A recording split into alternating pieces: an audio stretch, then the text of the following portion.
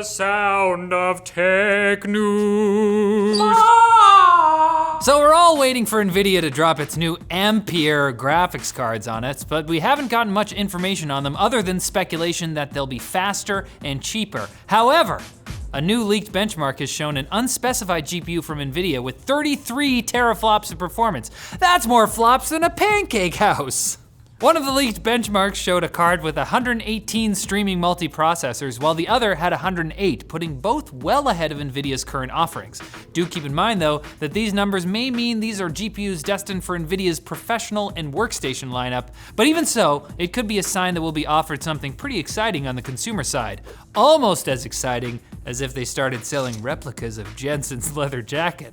That's what I've wanted all my life, to look like Jensen. You might remember that Apple was busted a couple years ago for intentionally throttling older iPhones, ostensibly to prevent issues with aging batteries. Consumers and governments became angry that Apple didn't tell anyone about this, which landed the tech giant in some hot water with regulatory authorities. In the US, it looks like the proceedings might be wrapping up, as reports indicate Apple is going to be settling for about $500 million, which sounds like a lot, but actually works out to about $25 per iPhone. If you had any phone in the iPhone 6 or 7 families, or an iPhone SE which ran specific iOS versions, you should be covered. So take a trip to the dollar store and fill your cart up with about 25 items. AT&T has been losing video subscribers for a while now, but it hopes to turn things around with this week's nationwide rollout of its new AT&T TV service. That's not confusing. AT&T TV.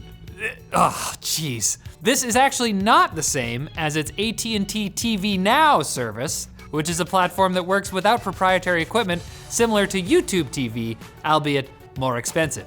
Instead, this new AT&T TV actually resembles, you guessed it, traditional pay TV, where you have to use an AT&T provided Android TV powered streaming box. It's too many T's. Oh, goodness! And surprise, surprise, you also get roped into a 2-year contract. Our favorite part of cable TV. Meaning that while for the first year you pay $50 a month, it jumps to $93 in the second. The idea seems to be for AT&T to keep offering regular pay TV, meaning more channels, without the extra infrastructure costs of DirecTV or home fiber connections. So it isn't really for cord cutters so much as it is for masochists, just like that story was. Good gravy.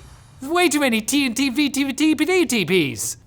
Take me away to the quick bits, and today they're brought to you by FreshBooks Cloud Accounting Solutions. You can work anywhere with the FreshBooks mobile app, create professional looking invoices on the go, snap pictures of your receipts so you don't lose them, and stay on top of important conversations. With this app, you're never gonna miss an update. You can see when a client has viewed their invoice or when an invoice has become overdue, and ask them to pay you frickin' back. Start your 30-day free trial right now at freshbooks.com/techlinked. The link's down below. Now on to the quick bits. The current health crisis that's unfolding has caused the cancellation of tech events left and right, but one major name is soldiering on. LTX! Hey, that's true. We're major. Yeah. For the time being, E3 is planning to run their show as usual, and the fact that companies that are supposed to exhibit at the show haven't pulled out yet certainly helps. E3 is scheduled to take place in Los Angeles in early June, but I'll bring my paper mask, just in case. I'm not going. There's been debate for a while about the merits of getting a monitor that can support 144 frames per second, but what if you could game at 1,000 FPS? Are we talking hertz? You don't need that much. Explain. This looks like it'll be the case for the upcoming game Doom Eternal, where the new game engine the developers are using will support 1,000 frames per second. In tests, the studio was able to run the game at 400 frames per second with some high-end hardware, but good luck finding a monitor that runs that fast, although we're getting there pretty quick. I know something.